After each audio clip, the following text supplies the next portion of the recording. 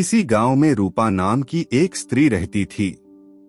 लोग उसके बारे में कहते थे, आसमान से तारे तोड़कर लाना आसान है, किंतु रूपा से मदद लेना कठिन। कोई भूखा उसके घर आता तो वह उसे डांटकर भगा देती थी। एक दिन वह गांव की अन्य स्त्रियों के साथ लकड़ी लेने जंगल गई। उसके साथ गई रैजा के कंडे, लकड़ी रखने के लिए रिंगाल से बनी वस्तु की डोरी अचानक टूट गई। रूपा अपने साथ बबले, एक प्रकार का घास से बनी एक डोरी भी लेकर गई थी। रैजा ने रूपा से वह डोरी मांगी। रूपा उसे डोरी देने को तैयार नहीं हुई। उसने रूपा से कहा, बहन, इस समय मुझे बबले की डोरी दे दो। कभी तुझ पर भी संकट आएगा तो मैं भी तेरी सहायता करूंगी। रूपा रैजा की बातों में आ गई।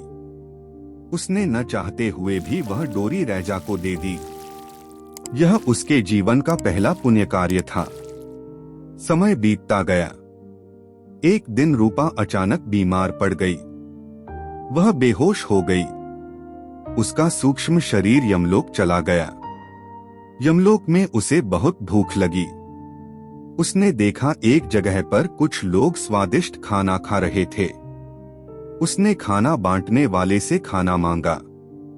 वह बोला, तुम्हें खाना देने के लिए महाराज ने मना कर रखा है। रात हो गई थी। वहां बहुत ठंड थी। वह सोना चाहती थी। उसने देखा कुछ लोग नए बिस्तरों में सो रखे हैं। वह बिस्तर की व्यवस्था करने वाले आदमी के पास जाकर बोली, मुझे नींद आ रही है, मेरे लिए सोने की व्यवस्था करो। तुम यहाँ पर सो जाओ। जमीन की ओर संकेत करते हुए वह रूपा से बोला, मेरे लिए चारपाई और रजाई गद्दे कहाँ हैं? तुम्हें चारपाई और रजाई गद्दे देने के लिए महाराज ने मना कर रखा है। रूपा की बात को सुनकर वह आदमी बोला। रूपा यमलोक के राजा यमराज के पास चली गई। महाराज, मुझे आपके लोक में न तो खाने के लिए भोजन मिल रहा है और न सोने के लिए बिस्तर। ऐसा क्यों? रूपा सूक्ष्म शरीर के रूप में यमराज से बोली। रूपा, यह लो तुम्हारे खाने पीने और सोने का सामान। यह कहकर यमराज ने रूपा को बबले की डोरी दे दी। बबले की डोरी को देखकर रूपा को अपने गांव के जंगल की बात याद आ गई। उसे याद आया कि जंगल में लकड़ी लेने जाते समय उसने रैजा के कंडे की डोरी टूटने पर उसे बबले की डोरी दी थी। रूपा, कहाँ खो गई हो? यमराज की बात को सुनकर रूपा अपनी यादों से बाहर आ गई। महाराज, बबले की डोरी, खाने पीने और सोने का सामान। रूपा ने आश्चर्य प्रकट किया। रूपा, यमलोक में आए शरीरों को जो कुछ भी मिलता है वह धरती में उनके द्वारा किए कर्मों के अनुसार मिलता है। महाराज, कैसे? तुमने देखा कुछ शरीर यहाँ स्वादिष्ट खाना खा रहे थे। यह खाना उनको इसलिए मिला कि उन्होंने धरती में गरीब और भूखे लोगों को खाना खिलाया था। महाराज, इसका मतलब जिनको सोने के लिए यहाँ अच्छे बिस्तर और पलंग मिल रहे हैं, उन्होंने धरती में गरीबों को कपड़े और बिस्तर दान किए होंगे। यमराज की बात को सुनकर रूपा ने कहा, तुम ठीक समझी हो। याद करो, तुमने अपने जीवन में एक ही काम नेक किया था। तुमने जंगल में बबले की डोरी देकर रैजा की सहायता की थी। यमलोक में तुम्हारे खाने, सोने और पहनने में यही डोरी काम आएगी। यमराज की बात को सुनकर रूपा एक स्थान पर सोने लगी।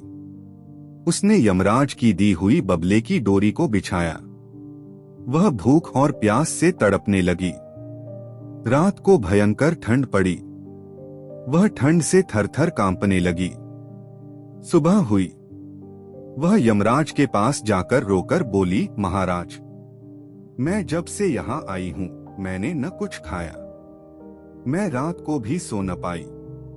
मैं पछता रही हूँ कि मैंने सत्कर्म न करके अपना जीवन बर्बाद कर लिया है।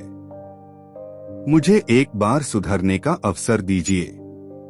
सुधरने का अवसर? क्या मतलब है तुम्हारा? महाराज, मुझे एक बार धरती में फिर से भेज दो।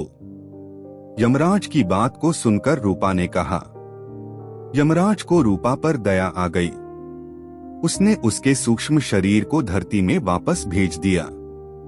जैसे ही रूपा का सूक्ष्म शरीर धरती में उसके शरीर में गया, उसके शरीर में हलचल सी होने लगी। लोग रूपा की अर्थी तैयार कर ही रहे थे। तभी गांव के एक आदमी की नजर उसके शरीर पर पड़ी। वह बोला, आश्चर्य है, कुछ देर पहले इसकी धड़कन बंद हो गई थी, अब शरीर में हलचल। रूपा कुछ देर के बाद उठकर खड़ी हो गई। अब वह बदल गई थी। उसने गरीब और भूखे लोगों को खाना खिलाना शुरू कर दिया। वह लोगों की सहायता करने लगी। उसके व्यवहार में आए परिवर्तन से लोग आश्चर्यचकित थे।